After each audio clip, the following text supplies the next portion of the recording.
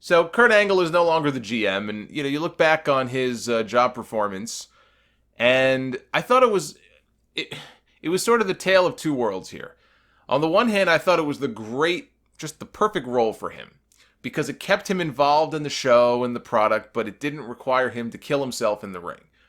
We've seen him wrestle a few times, right? He became an honorary member of the Shield when Roman got sick last year, and he was in the Battle Royal right in Saudi Arabia. He was in the tag team match at WrestleMania, the mixed tag. So they've picked their spots with Kurt, and I think that's the best way to use him if he is going to be in the ring. Pick your spots, save him for big matches or big special appearances.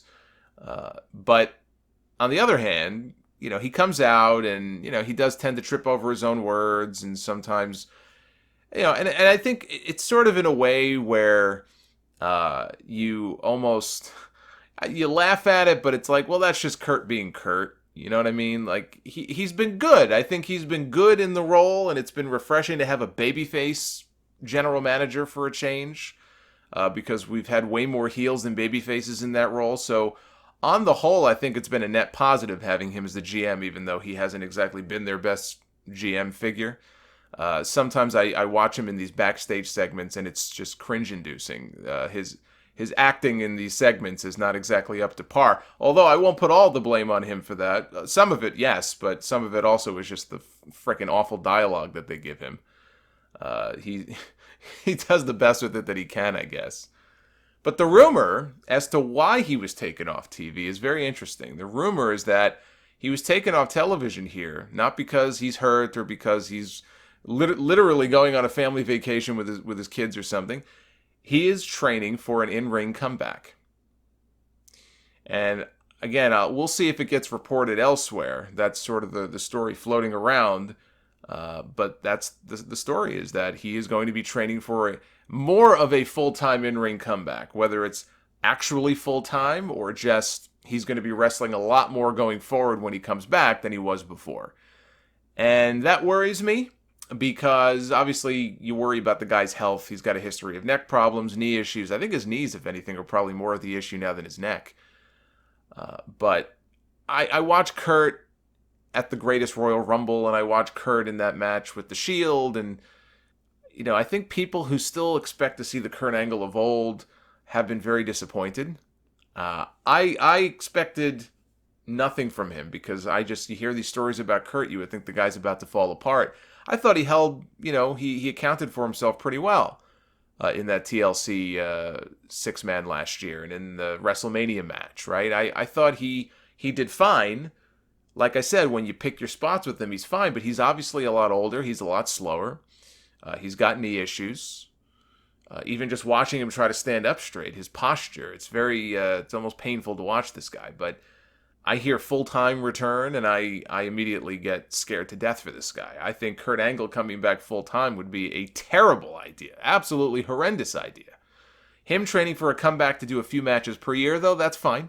As long as people don't expect to see the Kurt Angle of 5 or 10 or 15 years ago, because that Kurt Angle is long gone. But you think to yourself, well, if he did come back, who could he work a program with? And Jason Jordan, unfortunately, his son, his career may be over. I mean, that to me is one of the more shocking stories I've read about recently, is that Jason Jordan had some neck problems, right? He had neck surgery that I remember reading was supposedly not overly serious. It wasn't like spinal fusion surgery. He didn't have a broken neck. This was just surgery to repair some nerve issues, and he would be back in a few months, right? That was the story at the time. And then he had the surgery, and he had rehab, and he was recovering. And just a few months ago, we heard, well, Jason Jordan has been cleared to come back. They're just waiting for a storyline reason to bring him in. He's backstage at all the TV shows. Then apparently he had some sort of setback. And now the story is he may not be able to come back at all. His career could very well be in jeopardy. And Jason Jordan's a young guy. I mean, he's got to be, he's in his early 20s. And to think that they're talking about his career potentially being in jeopardy, that's some scary shit right there. Now, when it comes to nerve issues in the neck, you don't want to fuck around with that. So I don't know exactly what his physical status is at this point, but they've been showing him the ropes behind the scenes on the production end. I don't know if he's been sort of like an agent. He's been agenting some matches, I think is what I had read. I think I saw that in the Observer. I mean, they seem to be preparing him for possible roles in the company that don't require him to actually wrestle, and that's pretty scary stuff there. So I think the prospects of a Kurt Angle Jason Jordan match, which I at one point thought they might do a WrestleMania this year, that's completely out the window for the time being. So him working with Jordan doesn't look like it's going to happen. So we'll put him on the side.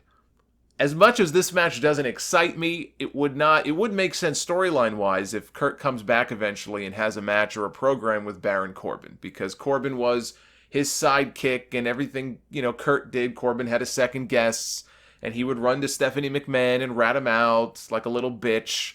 So to do something with Angle and Corbin would make sense, although, like I said, that match, not overly excited about that.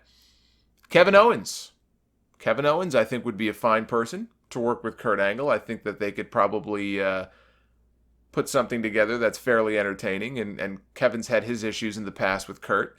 But the name I keep coming back to, and some people will scoff, but I don't care. The name that I come back to is Chad Gable. Where is Chad Gable? I'm asking you, where is Chad Gable? Because I haven't seen him. Maybe he's been hanging out on Main Event. Probably has been. But I have not seen Chad Gable on Raw in forever. The last time I can remember Chad Gable on Raw was many, many weeks ago when he was losing to Jinder Mahal. I think he may have gotten a fluke win over Jinder and then Jinder beat him. But other than that, he's done absolutely nothing. And now if Jason Jordan's not coming back, you remove any possibility of doing an American Alpha reunion, Chad Gable is left out in the cold. I don't quite understand why he was even moved over from SmackDown, if that's the case. We had the thing going with Shelton Benjamin. Now Shelton's not doing anything on that show either. It's like, we have to come up with an idea. Oh, I know. We'll come up with an idea to make things worse for these two guys. Yeah, that'll do it. Chad Gable is being completely wasted. Chad Gable is a great wrestler. He has an Olympic background of his own, which is one of those things he shares in common with Kurt Angle, besides the fact that I think he legitimately looks like he could be Kurt's son. So, of course, they went with the other guy as his son. But I look at this and I say, if Kurt Angle is really going to come back, I think the best use of Kurt Angle is for him to work with one of the younger guys. I don't need to see Kurt Angle against Triple H. I don't need to see Kurt Angle against The Undertaker. I don't need to see Kurt Angle against Chris Jericho. Been there, done that. There is no big name match with Kurt Angle like that with another big star from that era that I look at and say, oh, that match needs to happen. If you're going to use Kurt, use him as a way to elevate some of the guys that really could use his help. And how you get to that point, there's a lot of different ways you could potentially get to that point. I think it could be as simple as Gable's down in the dumps. We see him backstage sitting in catering or sitting in the hallway, twiddling his thumbs, all depressed because he's got no direction. He's been losing matches. He hasn't been on TV. He's second-guessing himself. Maybe I shouldn't be doing this anymore. And Kurt Angle could be the one to kind of come in and say, look, you're a friggin' Olympian. You and I share something that very few other people on this roster have. I'm going to take you under my wing. I'm going to make you my personal pet project here.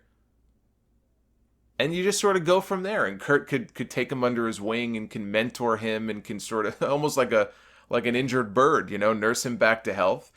And you just sort of go from there. Whether Gable starts winning matches, maybe he gets a chip on his shoulder and it ends up eventually with him against Kurt. Whether he turns on Kurt or whether it's just a friendly competition with Kurt. But Chad Gable is one of those talents, and there have been many, who are just, literally hanging back in catering, doing not much of anything.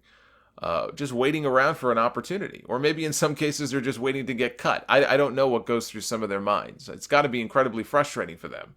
Because they want to be out there working, just like everybody else. And because Gable is small, he's not going to get the same opportunities that a Baron Corbin would get.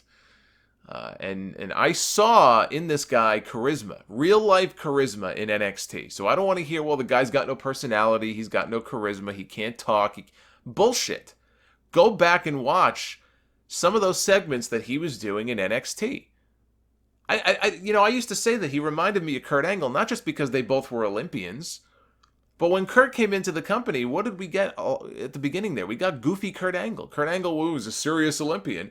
Kurt Angle was entertaining as all shit in the year 2000 with all of the funny stuff that they had him doing. He got to show off a side of his personality that I'm sure people didn't know existed. And that got him over as a heel. Chad Gable had that same thing in NXT. Chad Gable, I thought, was very entertaining and could be very funny if given the opportunity. Why not bring some of that out?